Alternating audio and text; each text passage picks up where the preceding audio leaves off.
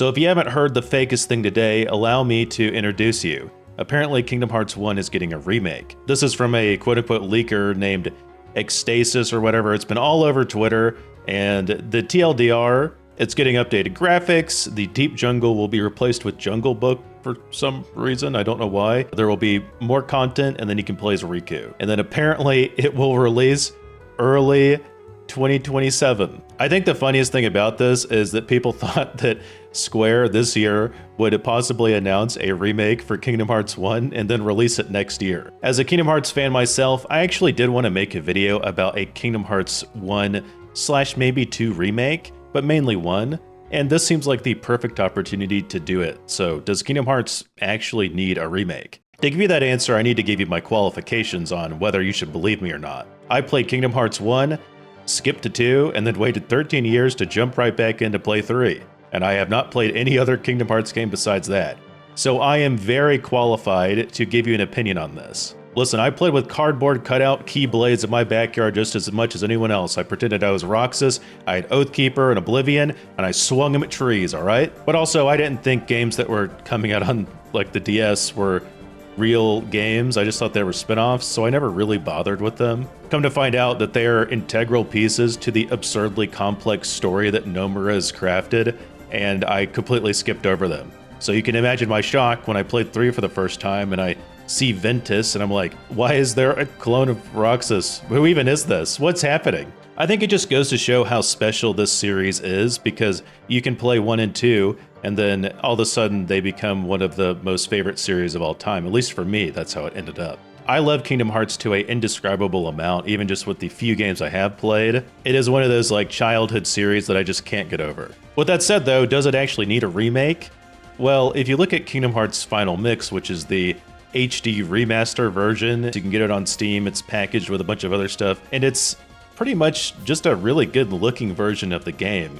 I know some gameplay elements have been changed, I don't know what they are, again I haven't played it, but I'm sure they're probably fine. I haven't really seen anyone complain about it. So for most people, you would probably start there. Now, for me, personally, I am a fan of remakes. This year I played a lot of remakes, and 2 of them actually became like some of my most favorite games of all time. Specifically, the 2 examples I'm going to use today are Final Fantasy VII Remake / Rebirth, which are both remakes, kind of, in a 3-part series, and then the Silent Hill 2 remake. The original games for both of these are cult classics, masterpiece games that anyone in their 30s loves to death, adores it so much. And after never experiencing the original but being able to get a fresh experience from the remake, both of these remakes are just absolutely insane. They're so good, they feel modern, the stories that they're telling are amazing. They feel like masterpieces to me that came out of nowhere. I will say though, there's always going to be contention about these types of things.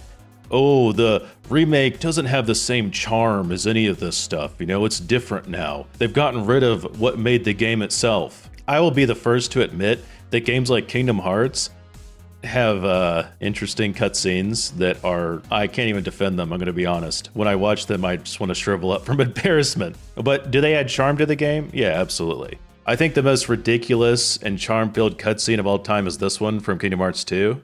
What do you know? But that still leaves the password. Say, fellas, did somebody mention the door to darkness?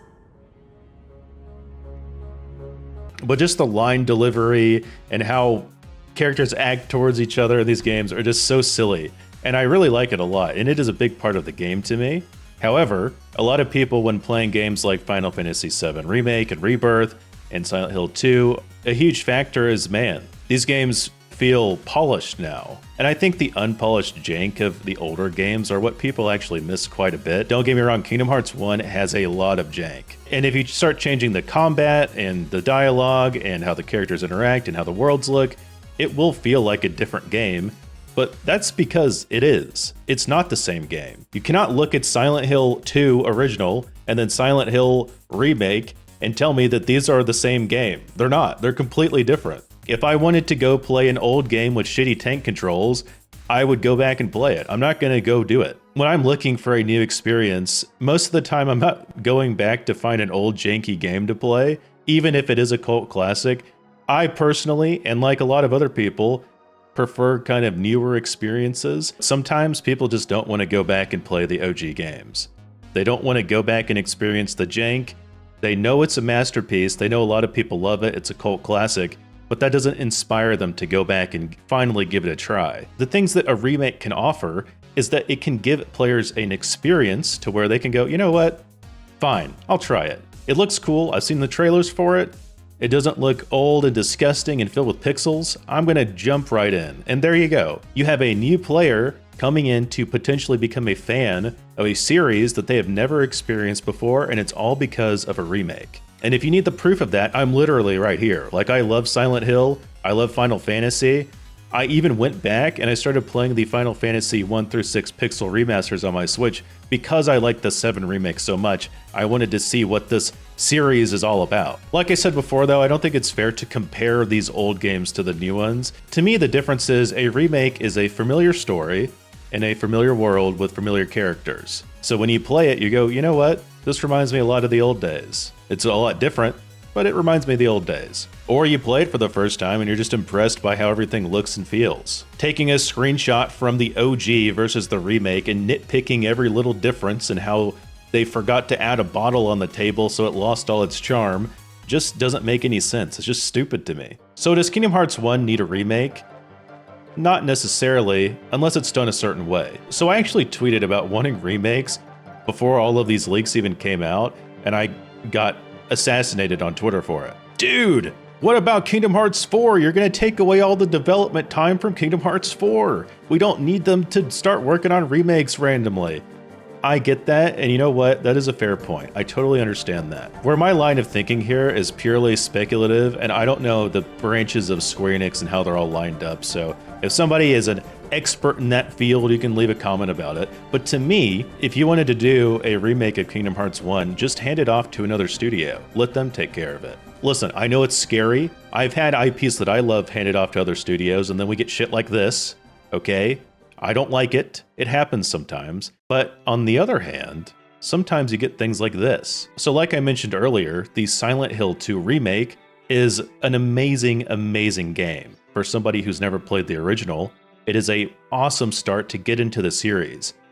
And it wasn't made by Konami. It was made by a different studio that got hired out to make it called Bloober, and they did an amazing job. So amazing, in fact, that it sold 20% of the entire series history. Like, the entire history of Silent Hill. Now, don't get me wrong, Silent Hill is, as much as it's popular, it hasn't sold a lot of games.